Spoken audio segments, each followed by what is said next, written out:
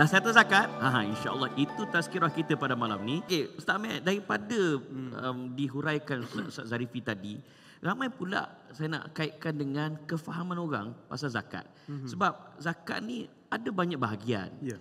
Dan salah satunya disebut sebagai zakat pendapatan. Kalau pendapatan kok Kelantan kata income lah dah. Oh, janganlah dah. Income. Jadi bagi orang yang tak faham apa maksud zakat pendapatan, sebab kita duk ingat kan zakat terah ya. Kan? Jadi zakat pendapatan lagu mana? Terima kasih Tuan Amin, sahabat saya Adinda Zarifi. Ambon nak jawab soalan ini dengan soalan jugalah. Soalannya bunyi begini. Mana milik kita, tidak ada milik kita.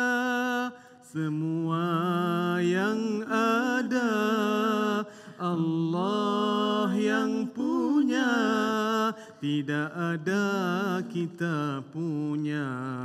Kita hanya mengusahakan saja apa yang kita dapat Allah sudah sediakannya.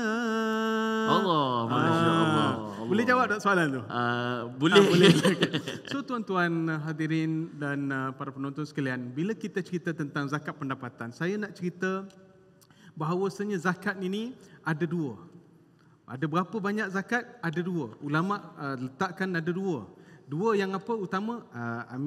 Saudara Amin dah sebut tadi tentang zakat terah, zakat fitrah. Bahasa Kelantan dan orang sebelah pantai timur terah. Yang kedua ialah zakat harta. Apa sahaja zakat selain zakat fitrah dipanggil zakat harta. Zakat pendapatan salah satunya ialah zakat harta. Salah satu daripada zakat harta. Baik, kita nak tahu juga apa syarat-syaratnya. Maksudnya kalau saya jawab balik soalan Tuan Amin tadi, semua orang kena bayar ke zakat pendapatan? Itulah. Asalkan ada gaji bayar. Belum tentu lagi. Sebab dia ada syarat-syarat dia. Yang pertama ialah mestilah dia orang Islam. Dekat bangsa ni ke, dekat tempat-tempat lain, dekat Malaysia kita ni, kita bukan hanya ada orang Melayu dan orang Islam. Ada pelbagai bangsa, kaum dan juga agama. So kalaulah nama dia Abu bin Bakar, tetapi dia bukan Islam, hartanya ada 200 juta. Dia wajib zakat tak? Tak wajib.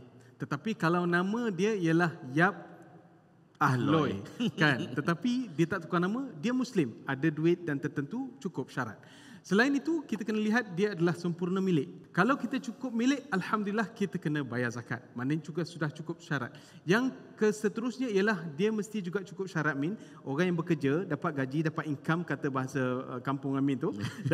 Kita mesti tengok juga ialah kita mesti ada haul dan juga nisab. Cukup haul dan nisab cukup 12 bulan dan nisabnya cukup, barulah kena zakat.